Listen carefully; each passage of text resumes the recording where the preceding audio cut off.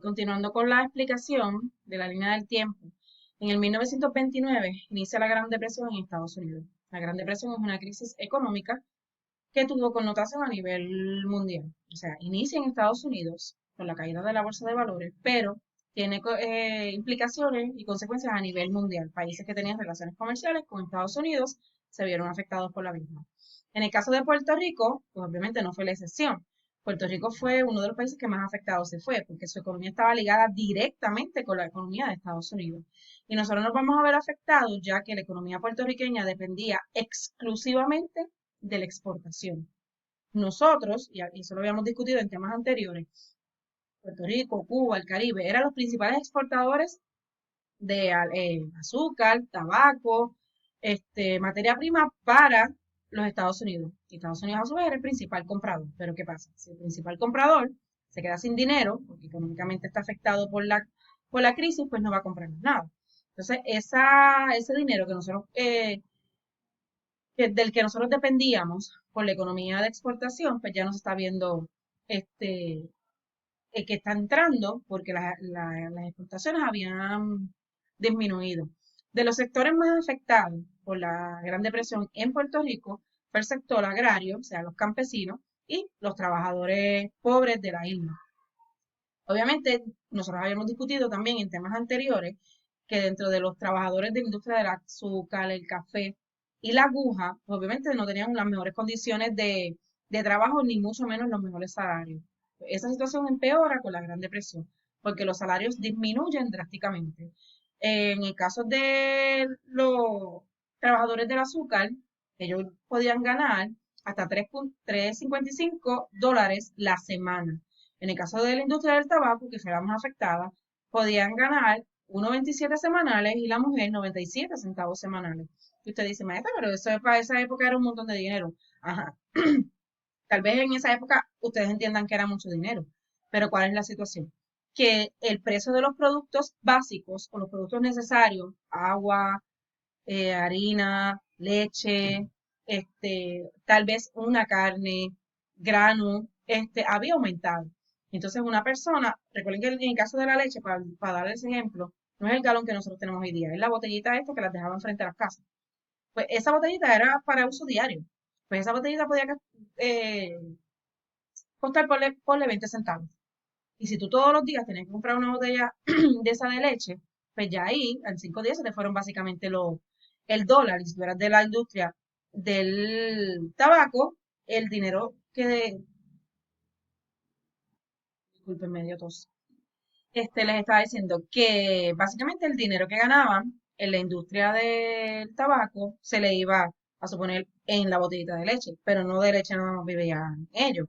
Ellos tienen que comprar otros productos necesarios, arroz, granos, harina, aceite, algún tipo de carne, etcétera, que ellos gastaban más de lo que ganaban. Por eso empezaron a endeudarse en las tienditas y en los colmados estos del FIAO, y como que esa deuda nunca disminuía porque ganaban menos de lo que gastaban. Y esa era la situación de los trabajadores de Puerto Rico en esa época. A esto se le suma que para la Gran Depresión, en Puerto Rico el desempleo llegó a un 65%. Con esto lo que significa es que más de la mitad de los puertorriqueños estaban desempleados. Y obviamente, si aumentaron los precios, si la situación estaba económicamente mal y más de la mitad de los puertorriqueños están desempleados, pues esto va a hacer que a nivel social haya una crisis. Y por eso es que en ese periodo de la Gran Depresión, que es de 1929 al 1940, 41 por ahí, hubiese un periodo de hambruna, de desnutrición y de mucha carencia de servicios básicos a nivel social. En las láminas, pues se ve en la parte de arriba como si fuese un comedor de algunos de los trabajadores, de los sectores de los trabajadores. Esto es la época en que empezaron a subir los arrabales, las barriadas, etcétera, para Puerto Rico. Casas ahí en zinc, madera, el piso era en tierra todavía, niños sin ropa y obviamente mal alimentados. Y en la parte de abajo hay una lámina de una de las huelgas, porque obviamente toda esta situación de los trabajadores puertorriqueños, las malas condiciones de trabajo, los ingresos bajitos, La falta de ayuda del gobierno para atender esas necesidades hicieron que la mayor parte de los trabajadores se tiraran a la calle a protestar. Y hubo un periodo entre 1930 y 1940 donde muchas huelgas se dieron a raíz de esa situación. El pueblo estaba demandándole al gobierno que hiciera algo para solucionar su situación. Dentro de las huelgas que se dieron, la más significativa fue la huelga de la central de Guánica, que era una de las centrales azucareras principales en Puerto Rico, donde todos sus trabajadores se tiraron a la calle a protestar. Obviamente hubo enfrentamientos entre policía y trabajadores, pero eventualmente el impacto de esa huelga tuvo consecuencias positivas para los trabajadores porque empezaron a hacer medidas y regulaciones para mejorar las condiciones de trabajo de ellos. En el próximo En el próximo slide, en la parte de aquí de abajo, sale que en el 1938 Luis Muñoz Marín, junto con un grupo de disidentes del Partido Liberal, fundan el Partido Popular Democrático. Lo voy a explicar. Esta de la lámina es Luis Muñoz Marín. Él era un político puertorriqueño, había formado parte de la Cámara de Representantes, del Senado, o sea, de la participación que tenían los puertorriqueños. En esa época, pues él era uno de los políticos de la isla. Originalmente era perteneciente al Partido Liberal. En Puerto Rico habían varios partidos políticos, el liberal, el republicano, el Unión, el socialista, había muchos. A Puerto Rico siempre le ha encantado la política. La política básicamente es el deporte nacional puertorriqueño. Es tan así que en lo largo de la historia de los partidos políticos de Puerto Rico, hasta la Iglesia Católica tuvo su propio partido, porque pues, eh, es parte de lo que es nuestra cultura a nivel nacional. Pero él era parte de los liberales y empezó a tener diferencias con los líderes de ese partido y con las posturas que ese partido tenía. Así que en el 1938 decide salirse del Partido Liberal y junto con otros grupos que dicen disidentes, son personas que se salen fundan su propio partido. Y ahí es que surge oficialmente el Partido Popular Democrático, con su lema Pan, Tierra, Libertad y la pavita, que era representante de la clase trabajadora puertorriqueña, o sea, del campesino puertorriqueño, del JIVA. Ese partido se caracterizó por la cercanía al pueblo. Ellos le decían que era el partido del pueblo. Luis Muñoz Marín, su campaña era en las calles. Él visitaba casa por casa, se iba a los lugares que otros políticos no visitaba para hablar con la gente, escuchar cuáles eran sus situaciones, sus problemas y tratar de implementar esas situaciones a su plataforma de trabajo. Este partido era un partido que le daba, de los partidos, perdón, que más confianza le daba al pueblo porque ellos se identificaban. Ellos veían otra vez esta banderita, el lema, Partido de la Libertad, y veían el jibarito y decían, ahí estoy yo. Ese partido es el que representa a los jíbaros puertorriqueños de esa época. Y básicamente a través de ese partido, las personas buscaban cambiar su situación política, económica y social y por eso tenían esperanzas en el mismo. 1940, el Partido Popular Democrático gana las elecciones y ocupa la mayor parte de los escaños en la Cámara y el Senado. Ojo, cuando digo gana las elecciones, recuerden que solamente se pueden votar en esa época por los representantes de la Cámara y los representantes del Senado. El gobernador va a seguir siendo nombrado por el presidente de Estados Unidos. Pero gana las elecciones en el sentido en que las votaciones que se dieron, ese nuevo partido que se había fundado 2 años antes es el que sale victorioso y ocupa la mayor parte de los escaños. Es por lo tanto que Luis Muñoz Marín puede comenzar a implementar su plan de mejoramiento para la isla, porque es el partido que está en mayoría en esos escaños senatoriales. 1941 inicia el proceso de industrialización de Puerto Rico, que es una de las metas que se había trazado Luis Muñoz Marín. Él quería industrializar a la isla. Él decía, nosotros dependemos de la agricultura, del azúcar, el tabaco, las industrias manuales, pero nosotros tenemos que empezar a movernos hacia la industrialización, el uso de maquinaria, nosotros tenemos que empezar a provocar que capital extranjero se invierta en la isla para que entonces los recursos mejoren. Y es por esto que de 1941 al 49 inicia la primera fase de la industrialización en Puerto Rico. Esta fase se implementó mediante la reforma agraria, que era para mejorar las condiciones de los trabajadores, el adquirir maquinaria, que fuera más fácil, la distribución de las tierras para ellos, etcétera. Se desarrolló la infraestructura del país, empezaron a trabajar con carreteras, creación de escuelas, hospitales, etcétera, y se crearon leyes e instituciones administrativas y financieras. Y nuevamente, esto es con miras a inversión extranjera, específicamente del capital estadounidense. Ya de 1945 al 1953 inicia la segunda fase del proceso de industrialización. Y esta segunda fase se conoció como Operación Manos a la Obra.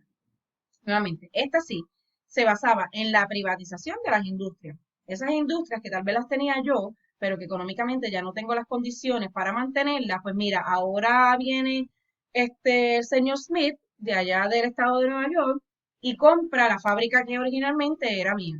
Mantiene la mano de obra, la fábrica se puede quedar, genera empleo, pero yo no tengo que hacer la inversión directamente de mi salario. O sea, inicia ese proceso de privatización y permite que industrias extranjeras inviertan, creen nuevas compañías. Ahí es que empiezan a surgir lo que son las farmacéuticas y otras empresas estadounidenses que se establecieron en la isla. Y hago mención estadounidense por otra vez, la relación económica directa que tenemos entre los dos países, pero Estados Unidos no fue el único país que estableció industrias extranjeras en la isla.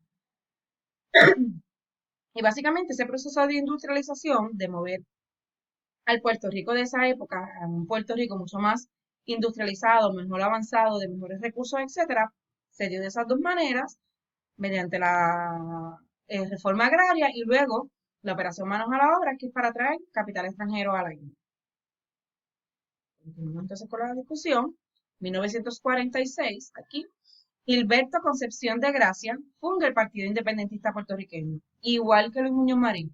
Ya había, Gilberto Concepción de Gracia, perdón, pertenecía a otro partido que también abogaba por la independencia, pero por diferencias entre los líderes y porque el otro partido pues estaba quedando corto, no estaba promoviendo la independencia como él entendía que debía ser, él crea su propio partido.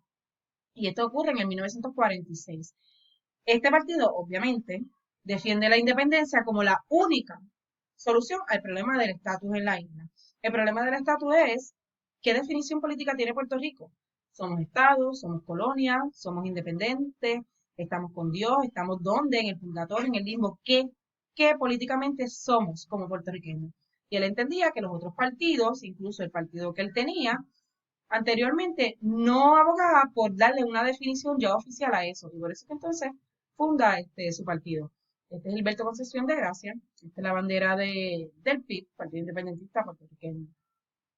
En el 1946 también el presidente Harry Truman, que es este que está aquí, nombra a Jesús de Piñero, que es este otro que está aquí, como gobernador de Puerto Rico. Obviamente, la creación de más partidos políticos, y la presión de esos puertorriqueños en que darle una definición a la situación de política de la isla hizo que el presidente de Estados Unidos cambiara un poquito de postura y pusiera un poquito más flexible en el sentido de los gobernadores, porque un reclamo que hacían todos los partidos de Puerto Rico era, ¿por qué nuestro gobernador es estadounidense?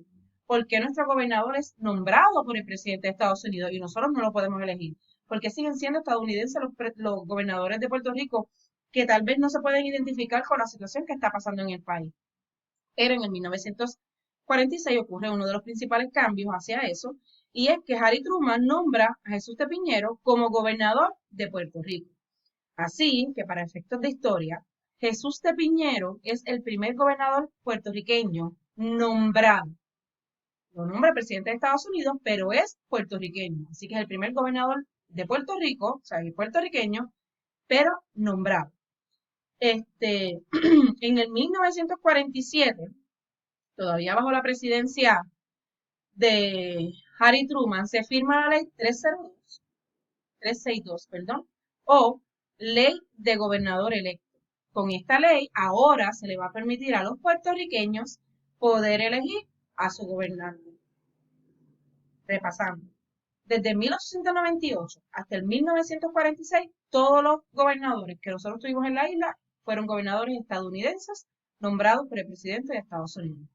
1946 nombran a Jesús de Piñero como el primer gobernador puertorriqueño y en el 1947 hacen la ley de gobernador electo o ley 362 que permite que ahora los puertorriqueños puedan votar por su gobernante.